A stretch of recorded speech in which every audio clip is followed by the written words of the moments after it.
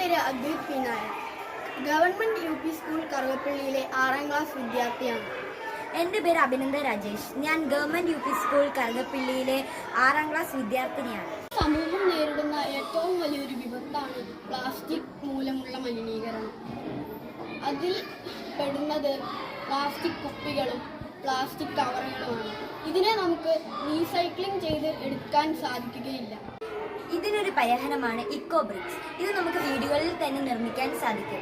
ഇത് എങ്ങനെയാണ് നിർമ്മിക്കേണ്ടതെന്ന് ഞങ്ങൾ കാണിച്ചു തരാം. ബ്രിക്സ് നിർമ്മാണത്തിനായി ഞങ്ങൾ എടുത്തിരിക്കുന്ന സാമഗ്രികൾ കഴുകി വൃത്തിയാക്കിയ പ്ലാസ്റ്റിക് കുപ്പിയും കഴുകി വൃത്തിയാക്കിയെടുത്ത പ്ലാസ്റ്റിക് കവറുകളുമാണ്.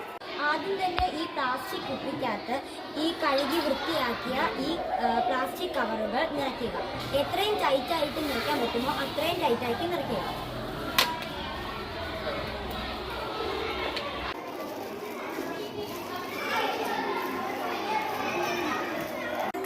പ്ലാസ്റ്റിക് കവറുകൾ ഈ കുപ്പിയിൽ നിറച്ചു വയ്ക്കുക. എന്നിട്ട് ടൈറ്റായി അടച്ചു വയ്ക്കുക.